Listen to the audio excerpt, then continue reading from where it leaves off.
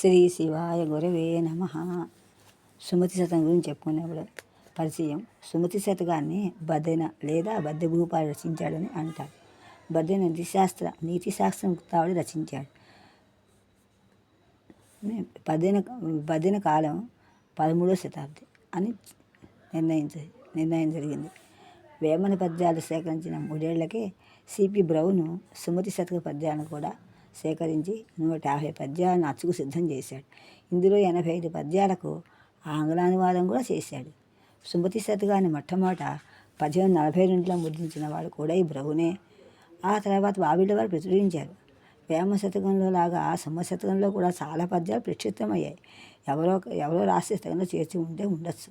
సరైన సుమతి శతక పద్యాలు నిర్ణయించడం కష్టం. సుమతి శతకం మీద పరిశోధన చేసిన మత్సన హరిదాస్ గారు శతక పద్య సంఖ్యను 206గా చేశాడు. ఈ సుమతి కవితారుతులకు ఆలోచిస్తే శతకంలో సుమతి శతకము తెలుగువారికి ఇలవేర్పు. భాషా సాహిత్యాలకు, శైలికి, నడవడికి, శబ్ద అర్థ అలంకారాలకు, రీతి తత్వ బోధనకు, బోధనా విధానమునకు ప్రతీకగా నిలుస్తుంది సుమతి శతకం. ఈ సుమతి శతకం తెలుగువారికి చాలా సన్నిహితమైన వాటిలో సుమతి శతకం ఒకటి. సాహిత్యంలో రీతులు అభిరుచులు మారినా సుమతి శతకం మాత్రం తరతరాలుగా మన వారిని అలరించి నీతిని అందిస్తూనే ఉంది ఇప్పటి వరకు అని చెప్పచ్చు. సుమతి శతకంలో ఛందశిల్పం గురించి, కవితారీతి గురించి చక్కగా విశ్లేషించారు. ఎంత బాగుందో చూడడం. శ్రీరాముని దయచేతను నారూఢిగా సకల జనులు నౌరాయనగా ధారాళమైన నీతులు నోరూరగా చెవులు బుట్ట నుడివెద సుమతి. ఎంత బాగా మొదలుపెట్టాడనగా చక్కగా శ్రీరామ్ దయ ఉంటే ఎన్ని దేవుని ఆశ్చర్యపడేట్టుగా ఎన్నేం చెప్పచ్చు. ఆ చెవులకి సంతోషంగా, చెవులకి సాధన పొందేట్టుగా అని చెప్పాడు. చెప్పేందుకు అందుకే చెప్పాడనే భావం. అయితే రాజు లేక నిరసించాడు సుమతికారుడు. ప్రజల పక్షం వహించాడు. ప్రజల్ని పట్టించుకొని రాజును నిరసించాడు కూడా. రాజులు అధికారాలు ఏ విధంగా ఉండకూడదు, ఏ విధంగా ఉండాలో వివరించాడు. రాజు ప్రజల కోసమే అని స్పష్టం చేశాడు. అడిగిన జీతం బియ్యని మిడిమేల పొందరని గురుతుడ అని ఎంత బాగా చెప్పాడు. అట్టి వాళ్ళని వెంటనే విడిచిపెట్టమని చెప్పాడు. విడిపుట సుమి తథ్యము సుమి అన్నాడు. వెట్టి చాకరీ చేయకూడదని ఆనాడే చెప్పాడు సుమతికారుడు. ప్రజల బాధని గోడుని వినేవాడే రాజు. ఆ విధంగా లేకపోతే అధికార పురోగపురిత బదిరాంధక శవము చూడ పాపము సుమతి, పాపం కూడా అని చెప్పాడు. అటువంటి ప్రజల యొక్క పక్షం వహించాడు. అధికారం అనే రోగంతో కలిసిన గుడ్డి చెవిటి పీనుగు వంటి వాడే అని కర్ర ఎడజేశాడు. ఇటువంటి బధిరాంధక శవంతో సమానుడైన రాజును చూడటం కూడా పాపమేనట. రాజు అధికారుల అలసత్వాన్ని, అశ్రద్ధని ఉపేక్షించకూడదు. శిక్ష అనేది లేకపోతే విశృంఖలత్వం పెరుగుతుందా? పెరగదా? కాబట్టి తప్పులు తెలుసుకొని సక్రమ మార్గంలో పరిపాలించలేని నిపుణి రాజ్యం మూర్ఖుని తపస్సులో లేమిలో పడుచు భార్యలా వ్యర్థమన్నాడు. భూతంపతి జారుడు, భూతలపతి జారుడు కారాదు. నరపతి మేర తప్పకూడదు. ఎప్పుడూ తప్పులు వెదకకూడదు. ఎప్పుడు తప్పదు అని చెప్పి రాజును ఆశ్రయించడం ప్రమాదకరం. రాజులకు బంకకుండా ఉండటమే అలంకారం అట. ఎప్పుడూ తప్పులే వెతకడు.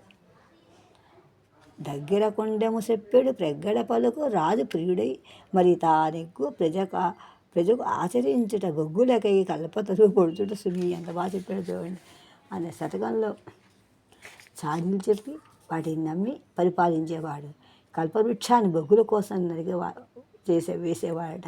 అంతటి అవివేకి అన్నమాట. రాజులు తరచూ చేసే పని చాడీలు వినడం కదా, నమ్మటం. నిజాలు తెలుసుకోకుండా తొందరపాటు పనికిరాదని హితవు చెప్పాడు. ఈ విధంగా రాజులపై నాడు ధ్వజమెత్తినా నేటి పరిపాలకులకి ఇవన్నీ వర్తిస్తాయి కదా. మరి కరణాలు చూడండి. గ్రామ వ్యవస్థలో కరణాలు నిన్న మొన్నటి వరకు కూడా ప్రముఖ స్థానంలో ఉన్నారు. కరణాల గురించి సుమతి శతకంలో చెప్పిన విపులంగా ఎవరూ చెప్పలేదు. కరణాల గురించి కొంత మార్చి చెప్పినా కరణాల అక్రమ మార్గాన్ని కూడా చెప్పాడు. కరణాల వ్యవస్థను రద్దు చేయడంలో ఓ శతక ప్రభావం ఉందేమో మరి. కరణము గ్రామాభరణము అని కరణం ప్రాధాన్యం వివరించాడు. ఒక ఊరికి ఒక అరణం ఉండవలసిందే అన్నాడు. ఊరంతా కరణం మీద ఆధారపడి ఉందట. కరణముల అనుసరింపక విరసంబుగా తిన్న తిండి వికటించు సుమి, ఇరుసున కందెన పెట్టక పరమేశ్వరుడు బండి అయిన పారదు సుమతి. ఇందులో కారణం దయాదాక్షిణ్యం అందరికీ అవసరమే. అతని చదివేలేమితో ఏ పని జరగదు అన్న భావం ఉంది. సామాన్యంగా కరణాలు నియోగి బ్రాహ్మణులై ఉంటారు. అందుకని సుమతికారుడు కరణము వైదికుడైనప్పుడు కూడా మరణాంతకమే అన్నాడు. కారణంతో శత్రుత్వం అంటే కలసే కుక్కని పెంచుకోవటమే. మరి ఎంతటి వాడికైనా కరణాన్ని ప్రసన్నం చేసుకోవాల్సిందే. కరణం అధికారం చెలాయించాడంటాడు. కాదన్నవాడే కరణం అంటాడు. ప్రతిదానికి కాదనాలి, తప్పించుకోవాలి, బదిలత్వం నటించాలి. వాడే కరణంగా రాణిస్తాడట. స్త్రీలు కులాంతకరతోడనెప్పుడు కలహింపకు పట్టి తప్పు ఘటింపకు మీ కలకంఠ కంటి కన్నీరు హొరకిన సిరి ఇంట ఉండనొల్లదు సుమతి అన్నాడు. కులకాంతలు తోడ ఎప్పుడు కలహింపకు వట్టి తప్పు ఘటింపకు మీ కలకంఠ కంటి కన్నీరు ఒలికిన సిరి ఇంట నొలదు సుమతి అన్నాడు. అని స్త్రీల పట్ల గౌరవం చూపించిన ఆధునిక భావాలకు వ్యతిరేకంగా చెప్పినవే ఎక్కువ కనిపిస్తున్నాయి. భార్యతో చీటికి మాటికి కలహించవద్దన్నాడు. లేనిపోయిన తప్పులు ఆరోపించకూడదన్నాడు. చెప్తూ స్త్రీ కన్నీరు చిందితే ఆ సంపద ఉండదన్నాడు. సెంటిమెంట్గా అనుగుణంగా వివరించాడు. కానీ నిజం పలకాది తెల్లని కాకులు లేవట. ఆడదా నమ్మరాదన్నాడు. ఇందుల వంతులని నమ్మకు అని స్పష్టంగా చెప్పాడు. ఇది ఇతర స్త్రీలను సోదరిభావంతో చూడాలన్న వేమన స్త్రీల డబ్బును తప్ప భర్తను ప్రేమించాలని పలికాడు. స్త్రీలు డబ్బును తప్ప భర్తను ప్రేమించాలని పలికాడు. ఇతర స్త్రీని సోదరిభావంతో చూడాలన్నా చెప్పిన వాను. మగువకు మనసు ఇవ్వటం, సతి మాటలకిచ్చి మిగుల చనువివ్వటం, సతుల వలపు నిజం అనుకోవటం సమంజసం కాదంటాడు. వేసుల గురించి వివరంగా చెప్పాడు. విలయాలి వలపు వేము తీయలా అసంభవం అన్నాడు. రొక్కం ఇవ్వకపోతే మన్మథుడైనా దగ్గర రానివ్వదట. కాబట్టి పరస్త్రీ వ్యామోహం వద్దని హెచ్చరించాడు. మరి శ్లోకాలకు కూడా సహా అనుసరించాడు. సుమశతకంలో సంస్కృతంలో నీతి శ్లోకాలు అనుసరించడం చూడవచ్చు. చాలామంది శతకర్తలు ఈ విధంగా చేసిన వాళ్ళే. కార్యేషు దాసి కర్ణేషు మంత్రి అనే శ్లోకాన్ని పనిచేయుల దాసియు అనుభవమున రంభ అని పద్యం రచించి కర్ణేషు మంత్రిని అనువదించలేదు. తల నుండి విషము పణికిని అనే పద్యాన్ని ఉస్తికస్సు విషము పురుత్యం అనే శ్లోకానికి మూలం.